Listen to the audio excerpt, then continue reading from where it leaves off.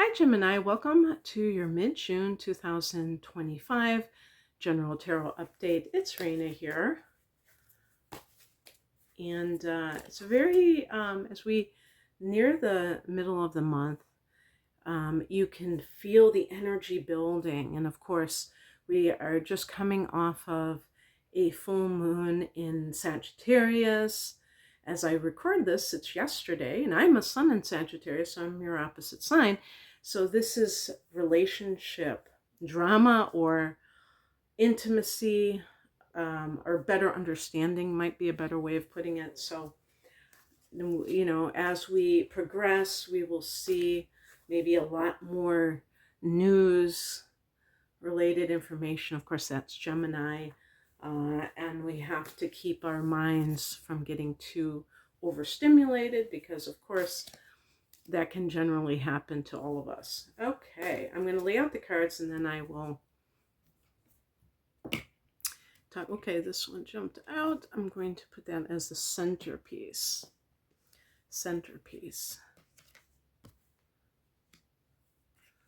So these three cards, wow. These three cards, and by the way, I was counting my cards because I haven't used this deck for a while. And I was just counting to make sure they were all there. And I put them in different piles so they got nice and, shuffled. And I decided to use the three that jumped out. And that's a very interesting three cards. So we'll see what that means for some Gemini people. Okay, we definitely have this issue between loyalty and what you can trust in relationships and what's actually there. So this is one of those things where Gemini people, even on your end, that you have to kind of come to terms with, because I do these, people ask me, is this for this rising sign too? And, a smart tarot reader will say, oh yeah, the sun, moon, and the ascendant, so that, you can get even more views.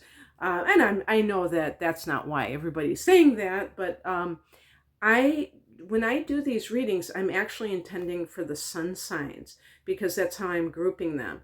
But in my personal experience watching tarot readings, I used to watch the rising sign as well, and sometimes it would be right on point. So these are not like, things that are linear types of interactions here. So whatever feels right to you for sure. But the reason I'm talking about the sun and Gemini people is because in your astrology, you might have some inner planets in Cancer. Your moon sign can be anything. Your rising sign can be anything. And those are very important too. But, one thing I know is that if a Gemini person, let's say you have the moon in Cancer, or you have inner planets in Cancer, you are going to be, or Taurus, you're going to be more traditional and you're going to be more loyal to the person that you're with. A person who has a sun in Gemini and they have Venus in Gemini and they have the moon in Aquarius, they could be very much like a bee, sipping the honey from this and that. That they're more, and that doesn't make them a bad person. It just means that you can be much more devoted if you have certain placements with your inner planets. And so this reading might be for those types of Gemini people. Obviously, this is a general type of reading for everybody who happens to be a Gemini. So, if it doesn't resonate, that's okay too. But if it does, let's talk about the central theme here. This is the 10 of Swords. This is about betrayal, being stabbed in the back. Obviously, not literally, but as a metaphor. And what does that mean, or what does that say? Sometimes when I get this card, it's actually showing me that somebody is not seeing that this has happened to them. So you could say being in denial, for instance, the person who is not seeing the fact that they have been treated a certain way. And that means that if they refuse to see that, it's going to likely happen over and over again until they're finally willing to admit to themselves. And when I look at where you have come from in recent times, the Strength card suggests that you have become more resilient in the face of betrayal and more practicing self-love, having, this is a card that's connected to Leo, so it's having more dignity in your life. And by having dignity, it means that you're going to put yourself first and foremost. Another moon sign that could pose difficulty for a Gemini person with this scenario, or that might be experienced in this scenario, is Pisces, because the Pisces person may actually allow themselves to experience it, or even Virgo. Well, I I have the moon in Virgo. I don't know if a Virgo person would do maybe possibly, but I especially think like Pisces, because the person may feel a certain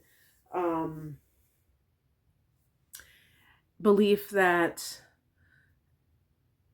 this was just a one-time shot, this isn't going to happen again, and that kind of denial that comes in. So in any case, having that sense of what you deserve, but in a positive way, can make all the difference between allowing yourself to be treated in a way that you don't deserve to be treated or not.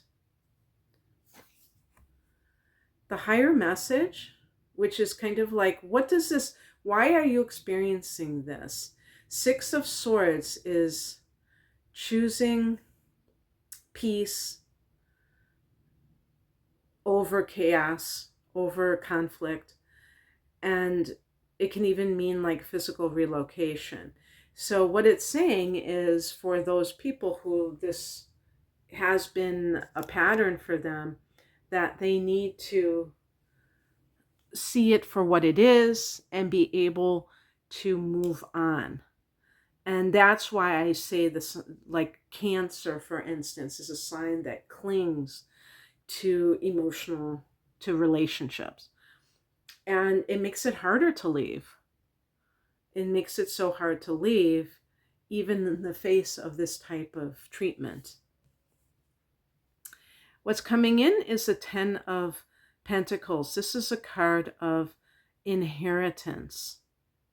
And so this is one of those cards, like the 6 of Pentacles, that can actually mean literal money. And with this situation right here, I mean, that we could say this about any type of relationship, really. I mean, this could be family members that have betrayed you, and maybe you have lived in the same area your whole life, and that has kept you in their orbit. And maybe it's not to say that we do things as a reaction to other people, but sometimes that might be exactly what is called for, because we want to get to a different place. We don't want to deal with this anymore. So inheritance can also be, to me, spiritual inheritance. And that's like that. The Leo energy is the self. And it's all about being able to understand that we came here for a reason. We didn't just come here to be somebody else's props in their play. It's that we have a divine birthright. And that can mean that we have the right to a certain treatment from other people. Not that is not diva behavior. That is just you know, being human and deserving that. And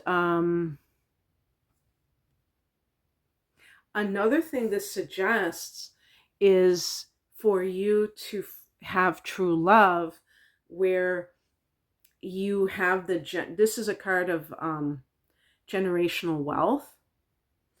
And when it applies to love, it can be generations in general. So you having the children with someone, and then they have their children, and it's like your grandchildren. It's a dynasty. But not everybody wants children, or some people are at the age where they have already had children. And so for those other people, it can simply mean that you have this wealth around you that's connected to love, because the outcome card is the Four of Wands. This is the card of the happy home. And if you do have an inheritance issue, this can definitely mean some sort of, you might have like a positive outcome with that. Even if somebody did something that they shouldn't have done and it feels like betrayal to you, you are going to emerge with that kind of feeling of abundance and happiness. And I feel like the timing of that astrologically will be more in July with the full moon in Capricorn, because that will be your 8th house of other people's money. The full moon brings something to fruition. Thank you, Gemini, for watching this. If you would like an astrological reading, a tarot reading, or both as a package deal, please click the link below for the type of offerings that I have. I hope that the next week is great for you. Take care. Bye.